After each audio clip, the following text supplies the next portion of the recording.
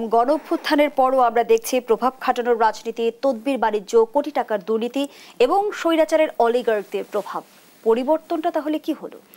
পরিবর্তন তেমন কিছু হয়নি, এটা তেমন কিছু না হওয়ারই কথা। মানে ধরেন একটা সরকারের পতন হয়েছে না, এবং সেটা গণঅভ্যুত্থানের মাধ্যমে হয়েছে। এটাকে অনেকে কেউ কেউ বিপ্লব বলার চেষ্টা করেছে, তো এটা ওই ধরনের বিপ্লব নয়, এটা আসলে গণঅভ্যুত্থান। মানুষের পুঞ্জীভূত ক্ষোভ, তার চাপে পড়ে, তার রোষে পড়ে সরকার পদত্যাগ করছে।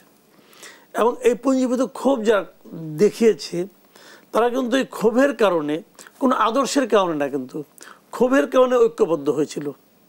কেউ কেউ এই আন্দোলনের নিজেদেরকে সিপাহসালার দাবি করতেছেন, বলতেছেন আমরাই নেতৃত্ব দিয়েছি। আসলে এখানে কোনো সুনির্দিষ্ট সুগঠিত নেতৃত্ব ছিল না, এটা একটা স্পন্টেনিয়াস একটা ছিল, মুভমেন্ট ছিল, এবং সব মানুষ একত্র হয়ে আসছিল। যেই সরকারের পতন ঘটেছে সবাই আবার যার যার মতো ঘরে ফিরে গেছে, কারণ তাদের কাছে একটা কমন ভিলেন ছিল, সেটা শেখ হাসিনা। তাহলে কৃতিত্বের লড়াই আমরা দেখছি কেন? তো স্বাভাবিক, যখন শেখ হাসিনা চলে গেল তখন সব কিছু তো ওপেন, এখন কে কোনটা দখল করতে পারে সেই লড়াই শুরু হয়ে গেল। এখন ক্ষমতার লড়াই কে দখল করতে পারে সেটা স্টুডেন্টরা এনে নিল। ক্ষমতার যে লড়াই, সেই লড়াইটা যারা নাকি স্টুডেন্ট হিসেবে, যারা সব স্টুডেন্ট আবার না, ঢাকা ইউনিভার্সিটির কতিপয় স্টুডেন্ট, তারা নিজেদেরকে বলে আমরাই সব করেছি, এবং তারাই এটার কৃতিত্ব ক্রেডিট তারা নিয়ে নিল। এবং তারা এই ক্রেডিট নেওয়ার কারণে তাদের এই পরিচয় নিয়ে মোটামুটি তারা তাদের মতো কাজকর্ম যার যার মতো বাগানো শুরু করলো। একটা কথা মাথায় রাখবেন, যে লোকগুলো এই ধরনের কাজগুলি করেছে তারা কেউ কিন্তু খুব বৈপ্লবিক কোনো চেতনার দ্বারা কিন্তু প্রভাবিত হয়ে এখানে আসে নাই।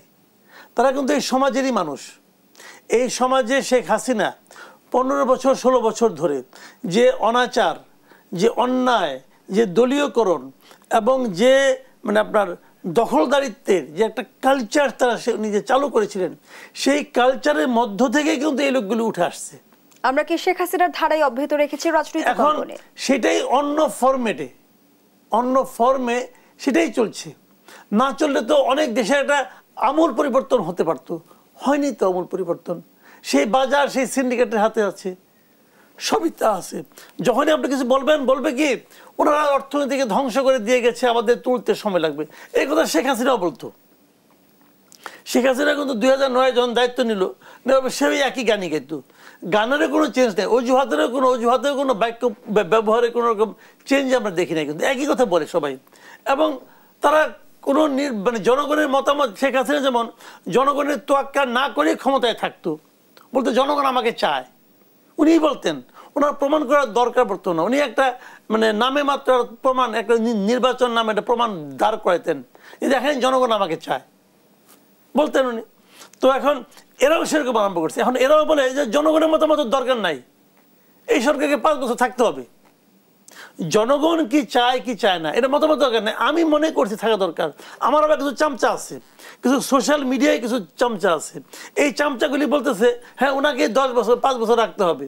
আবার আরেক চামচা আছে, মহা চামচা, সে আবার বাইরের থেকে ফর্মুলা দিচ্ছে যে না উনি প্রধান উপদেষ্টা থাকবে, আবার তারেক রহমান আবার ডেপুটি প্রধান উপদেষ্টা।